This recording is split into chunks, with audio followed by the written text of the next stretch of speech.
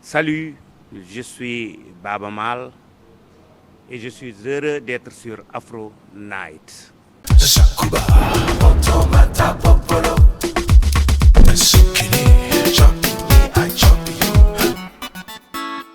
Dans quel état d'esprit vous êtes descendu de la scène du FEMUA hier?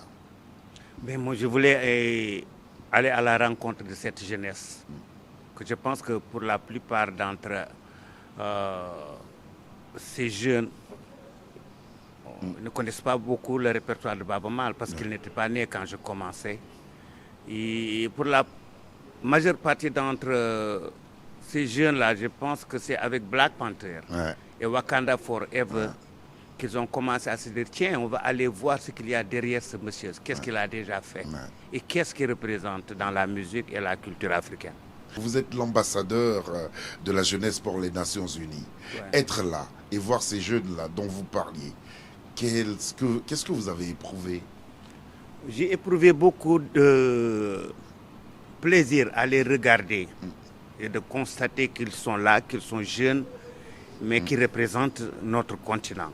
Et c'est pourquoi je leur ai lancé ce message de ne jamais courber l'échine et de savoir qu'ils viennent d'un continent qui est riche de beaucoup de choses et que cette jeunesse fait partie aussi de sa richesse. Donc c'est des jeunes qui sont appelés demain à relever les défis qui nous interpellent et nous avons tous les ingrédients pour réussir ces défis. Et donc, mais il fallait que nous, qu'on mette ça dans la tête de ces jeunes-là parce que quelque part les jeunes, je pense que nous, ce qu'on a eu avant de pouvoir rester avec nos parents ou bien nos leaders et de les écouter parler, eux, ils n'ont pas beaucoup cette chance-là parce que les temps qui courent ne permettent pas qu'ils aient tout le temps le moyen d'être avec papa, avec maman, avec l'oncle, avec le grand frère, ou même avec le voisin qui est à côté qui leur dit c'est ça qui doit être votre comportement. Et il fallait quand même que je lance ce message. Et vous avez bien fait.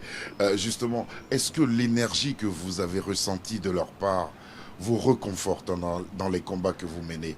Ah oui, bien sûr. Moi, je dis que l'Afrique est un continent qui est vraiment à part. Et j'ai été ambassadeur du système des Nations Unies dans beaucoup de départements. Mais à chaque fois, on nous dit, si vous travaillez sur le continent, il faut travailler d'abord avec les femmes. Parce que les femmes africaines ont la capacité, surtout dans les milieux ruraux, d'être toujours ensemble, de porter les mêmes costumes, de poser les mêmes actions et après avoir eu des résultats, les réinvestir de tous ces acquis pour quelque chose d'autre, de bénéfique. Mais aussi compter sur la jeunesse africaine qui ne baisse jamais les bras. C'est une énergie, c'est deux énergies qui sont là, qu'il faut accompagner. Parce que ce n'est pas toujours évident de trouver des énergies comme ça dans d'autres contrées, sur cette planète-là. Oui, et donc ça c'est une chance pour le continent africain. Et hier j'ai constaté que ces jeunes-là, sont à la quête de leurs responsabilités, sont à la quête de ce que doit être leur futur et leur référence, c'est leur culture. Et c'est important de pouvoir compter sur ces jeunes pour dire que voilà, nous allons construire l'Afrique de demain. Merci de leur offrir ça à chaque occasion que vous avez. L'agriculture, l'environnement, le sida, la jeunesse, les déshérités, vous êtes de tous les combats. Qu'est-ce qui vous motive à autant vous investir pour les causes dont je viens de parler? Mais je suis toujours connecté avec ma ville natale, ma région, qui est le nord du Sénégal, qui m'a tout donné. Donc si on me reçoit aux États-Unis, en Asie, un peu partout, en tant que musicien africain, bon, c'est vrai que les gens disent Baba Mal, artiste musicien, mais aussi on y colle le musicien africain. Donc l'Afrique m'a donné quelque chose. Il fallait revenir ramener quelque chose à cette population qui est détentrice, par exemple, de cette culture que j'ai portée sur mes épaules, qui m'ont permis d'ouvrir des portes. La culture tout couleur. La culture tout couleur, la culture de Poulard, la culture du Sahel. Des nomades. Des nomades. Et je suis enfant du Sahel et je vois que je constate que quand j'étais plus jeune, c'était beau. Il faisait bon vivre dans le Sahel. Et je ne suis pas d'accord qu'on dise qu'il y a une fatalité. L'être humain ne doit pas dire que ça c'est une fatalité. L'être humain a la capacité de corriger, a la capacité de reconstruire, de protéger par exemple notre environnement, de lutter contre la dégradation de nos terres. Et moi j'ai envie de voir tout au long du fleuve Sénégal toute cette variété d'arbres, le fleuve avec ses variétés de poissons. Vous avez même fait des vidéos là-bas. Voilà, tout cela c'est pour dire que c'est possible. Et je me suis engagé avec ma fondation Nanka donc à porter mes bottes, à venir planter des oignons pour dire que vous voyez, si moi je peux revenir le faire, vous pouvez le faire et on aura des résultats. Merci pour cet exemple-là. On va vous retrouver à présent sur la scène du FEMIA, dans la chaleur et face à cette population à laquelle vous tenez beaucoup, à savoir la jeunesse. Baba Mal.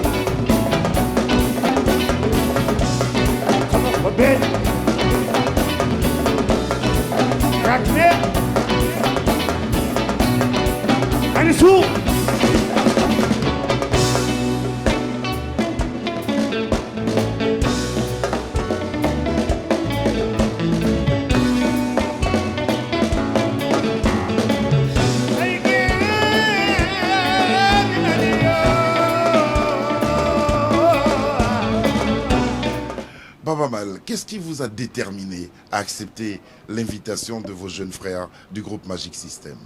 Oh, disons que je suis un fan du groupe Magic System. Ah. Peut-être que comme moi, ils sont partis de petits rêves, ils ont conquis le monde. Ils font danser tout le monde sur cette planète. Et d'une façon la plus simple, la plus vraiment efficace. Et pourtant, je suis sûr que c'est de grands messieurs. Mais tous ces grands messieurs sont revenus au pays pour dire que tout le succès qu'on a eu ne va pas nous empêcher de revenir accompagner nos populations, nos communes et notre communauté. Et quand je vois par exemple là où se déroule le festival, par exemple le FEMIA, dans un quartier d'Abidjan, populaire comme ça. C'est même un village, à Nomambo. Et son village.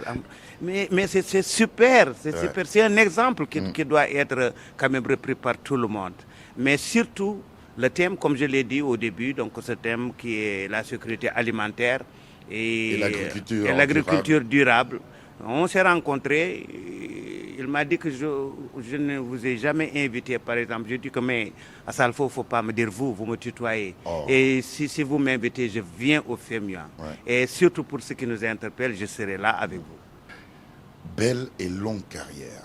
Merci. Qu'est-ce qui porte encore Baba Mal au devant de la scène? Je suis musicien et un musicien restera toujours un musicien. Ce qui me pousse à continuer, c'est que je veux vraiment voir un jour une génération africaine, de musiciens d'Africains, et qui portera le flambeau au-delà de ce que nous, notre génération et les générations d'avant ont déjà eu à faire, de Manu Dibango jusqu'à moi, Salif, Youssou et les autres. Nous voulons vraiment voir cette relève assurée. Parce que ce n'est pas pour nous, mais c'est pour le continent africain. On s'est tous battus pour quand même percer les secrets de l'industrie de la musique internationale. On a été reconnus, mais je pense que notre grandeur sera quand nous verrons une jeune génération après nous qui fera plus que nous. Alors justement, cette jeune génération-là, qu'est-ce que vous pensez d'elle? C'est elle avec laquelle vous avez partagé la même scène. Ah, mais moi j'ai écouté, venant du Burkina, une très grande dame de la musique reggae. Et on sait que le reggae c'est africain. Chris Blackwell nous le disait quelque part. Mais quand au Sénégal, au Mali, au Nigeria, je vois que tous ces jeunes peuvent aller très loin parce qu'ils ont d'abord la créativité, comme j'ai dit tout à l'heure. Mais ces jeunes aussi sont très téméraires. Parce qu'à un certain niveau du showbiz, je pense qu'être la témérité, donc être téméraire, il joue beaucoup de choses. Il leur reste tout simplement à comprendre davantage à comment fonctionne l'industrie de la musique pour pouvoir trouver leur place, savoir qui est producteur, qui est agent, qui est manager, et pour faire bouger les choses. Parce que structurer cette carrière. Parce qu'à la fin de la journée, c'est une industrie, c'est du commerce. Il faut la comprendre, il faut vraiment aussi s'armer de connaissances pour pouvoir percer cette industrie. Instinctivement, de ce beau et brillant et élogieux parcours, qu'est-ce qui vous revient en tête? Ce qui me revient en tête, c'est la rencontre avec Nelson Mandela. Ce n'était pas préparé. Je n'avais jamais pensé que quelqu'un comme lui pourrait me prêter une oreille attentive. Et à plusieurs reprises, une fois à Pretoria, où je lui ai remis un cadeau venant du Sénégal, et l'autre c'est à Trafalgar Square à Londres. Quand il s'est retourné vers moi, j'étais avec The Corrs, les Melby, de Spice Girl et bien d'autres musiciens. Et j'étais le seul Africain. Il nous a donné un conseil pour nous dire que vos musiques peuvent arriver dans les salons, même dans les cas militaires, là où la parole des politiciens ne peuvent pas arriver. Et vous devez utiliser ça pour vraiment promouvoir la cohésion sociale entre les peuples, entre les nations. Et après ces propos, il s'est tourné vers moi et il m'a dit que je veux une chanson. Et j'ai compris que cette demande, cette requête s'adressait à moi en tant qu'Africain. Et j'ai chanté pour lui cette chanson du Yala, qui est une forme de la musique pulaar la plus prisée chez nous. Ah, ça c'est joli ça. Voilà. Et ça, comment oublier ces choses-là? Vous parlez justement de Nelson Mandela on connaît son engagement et sa détermination. Et si c'était à refaire, est-ce que vous referez aujourd'hui la chanson d'Mgalam? Ah oui. Encore aujourd'hui? Je la referai parce qu'on me pose très souvent des questions, en tout cas sur le plan international, quand je fais des interviews. Et pourquoi vous ne chantez pas beaucoup en anglais, ou bien en français, ou bien dans d'autres langues? Je dis que mais nos langues, parce que Demgalam, c'est ma langue. Il y a certaines formes. Mon identité. Et ma chanson ne prend sa valeur, n'a de sa valeur que quand c'est chanté dans ma langue. Contesté en Mauritanie. Voilà, exactement. Et c'est pour toutes ces raisons, je pense que Demgalam reviendra un jour. On va encore vous retrouver sur la scène du FEMUA.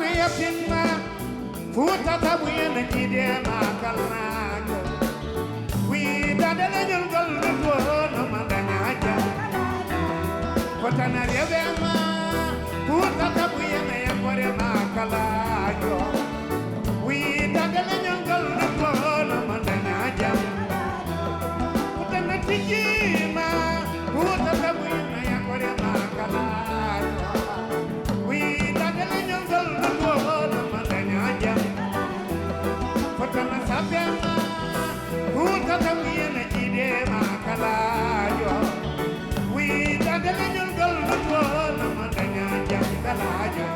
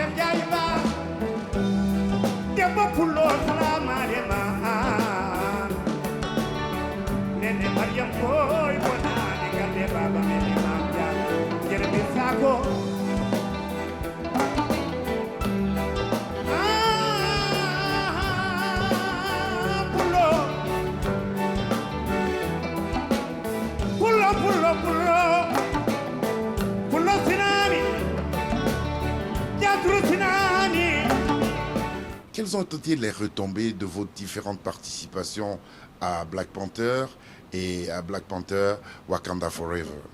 Avant Black Panther Wakanda Forever, il y a une collaboration qui était là aussi, qui a fait que une bonne partie de la jeunesse du monde, donc qui ne connaissait pas Baaba Maal aussi, a découvert. Donc ça, c'est des retombées, c'est palpable. Mais sur les retombées, vraiment, c'est une ouverture aussi dans le monde du cinéma. Je reçois beaucoup de requêtes, beaucoup de demandes pour peut-être même apparaître dans des films, dans ou faire ou bien participer à des bandes originales. Bandes originales. Et je pense que ça, c'est formidable. Et ça m'a permis, tellement ça a été une ouverture pour moi de monter avec mon équipe de Londres, de monter au niveau de Los Angeles, une nouvelle équipe pour s'occuper de tous mes droits, parce que c'est un autre monde. Ouais, c'est vrai. Et c'est important parce que ça ne m'appartient pas. Là, ça appartient au continent africain, parce que si nous récoltons nous avons des opportunités, c'est pour revenir réinvestir, surtout dans les projets que j'ai au niveau du Fouta, qui s'appelle Nanka, dans l'agriculture, l'élevage et la pêche. J'ai besoin de fonds, par exemple, pour accompagner tous ces projets. C'est bien d'avoir des partenaires, d'attendre quelque chose de nos gouvernants, mais en même temps de poser quelque chose sur la table pour quand même booster ce projet qui s'appelle Nanka. Après le FEMIA, quels seront les autres challenges artistiques qui vous attendent? Moi, je travaille continuellement. Il y a beaucoup de personnes qui ne savent pas peut-être qu'une bonne partie de la bande originale de Black Panther a été enregistrée dans mon studio, chez moi, dans ma maison. C'est un petit studio, c'est pour vous dire que tout est possible. On peut partir d'un petit coin et pour parler au monde entier. Et cette chanson a fait le tour de la planète. A fait le tour de la planète. Donc mon autre challenge, c'est de continuer à écrire des chansons, de préparer cette édition des Blues du Fleuve qui n'a pas eu lieu l'année dernière à cause du décès de mon neveu. Donc j'ai tout reporté et les fans de ce festival qui n'appartient pas qu'au Sénégal. C'est un festival qui appartient à la Mauritanie, la Guinée et le Mali, parce que ça se passe au bord du fleuve Sénégal. Donc, tous ces pays, tous ces pays sont représentés, ils viennent présenter leurs prestations, mais aussi les populations de Podor. Donc, font des démonstrations pour tous les festivaliers qui viennent voir. Donc, pour montrer toutes les différentes facettes de notre culture, et c'est important de les accompagner. Donc, ça, c'est un autre défi sur lequel je travaille d'ici la fin de l'année. Wakanda forever. Africa forever. Baba Mal, je vous retiens encore 30 secondes parce que sur la scène, il y a eu la présence d'une talentueuse bassiste et cela nous a impressionnés. Qui est-elle? Ma Keita, elle est issue d'une grande famille de jeunes musiciens. Tous ses frères sont des musiciens. Et moi, ce qui m'a beaucoup impressionné sûrement, ses engagements pour accompagner les enfants albinos. Elle-même, elle est albinos. Voilà. Et d'oser prendre cet instrument qui est très lourd, une basse, pour une jeune femme et de la jouer avec passion. Et c'est quelqu'un qui aime la musique. C'est un musicien de talent, mais de studio aussi parce qu'elle est très rapide pour relever et pour jouer rapidement tout ce qu'on lui donne. Et je pense qu'elle va avoir beaucoup de bonheur à prester sur toutes les grandes scènes du monde. Merci Baba Mal, nous avons été heureux d'être en compagnie de ce monument de la musique africaine, monument de la musique internationale. Nous lui disons encore merci au risque de nous répéter car l'émotion qui nous emplit est très très grande. Merci de nous avoir suivis et à bientôt sûrement à Dakar. À Dakar, Inch'Allah.